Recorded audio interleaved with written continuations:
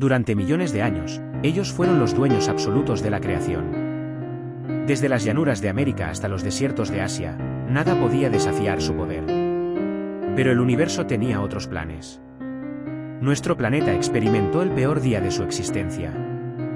Un día que alteraría para siempre el desarrollo de la vida en la Tierra. Los dinosaurios, que habían reinado en la Tierra durante 165 millones de años, ignoraban que su era estaba a punto de llegar a su fin en cuestión de horas. El destructor vino del espacio exterior.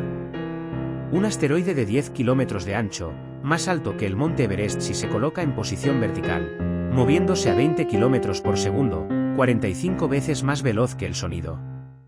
Su ruta lo llevó desde el noreste hacia lo que hoy conocemos como la península de Yucatán en México.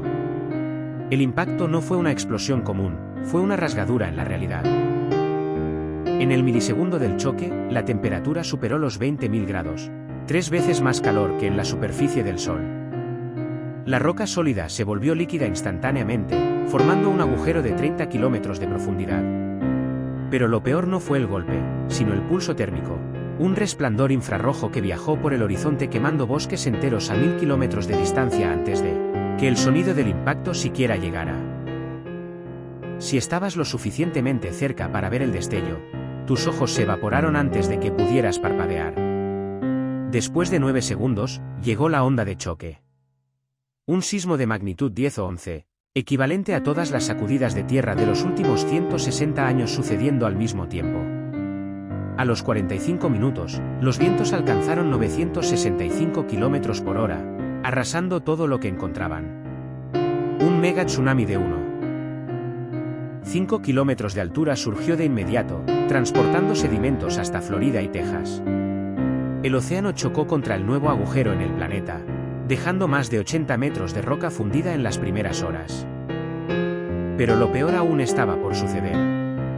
El material expulsado ascendió hacia la estratosfera y posteriormente descendió como una lluvia ígnea. Pequeñas esferas de roca fundida, del tamaño de granos de arena, se calentaron a causa de la fricción al regresar a la atmósfera, provocando incendios en el 70% de los bosques del planeta.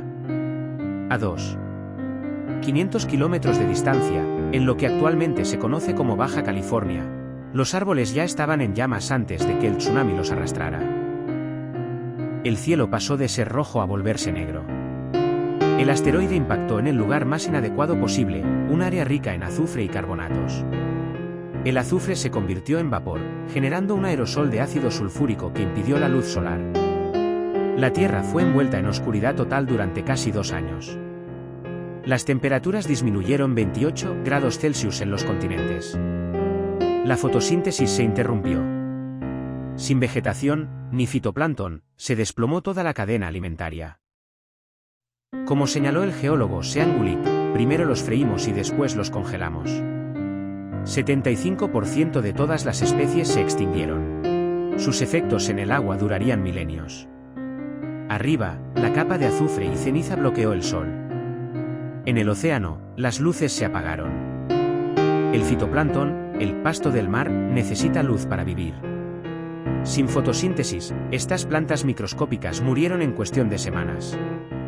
La base de la cadena alimenticia simplemente se evaporó. Sin fitoplancton, no hay peces. Sin peces, los monstruos del Cretácico se convirtieron en fantasmas. El mosasaurio, el rey de los abismos, murió de hambre en un desierto líquido de oscuridad. Pero el cielo tenía una última trampa, el azufre. Al caer como lluvia ácida, cambió la química misma del océano. El agua se volvió corrosiva. Para criaturas como los amonites, sus conchas de calcio empezaron a disolverse mientras aún estaban vivos. No hubo refugio. El océano se volvió un baño de ácido global. El 75% de las especies desaparecieron. Los mares quedaron en silencio, dominados por la anoxia y el frío. Sin embargo, en la profundidad, lejos del caos del ácido y la luz, algunos sobrevivieron. El océano es el termómetro del mundo. Aquella vez, el termómetro se rompió, tardando millones de años en recuperar su equilibrio. Todos los dinosaurios que no eran aves desaparecieron.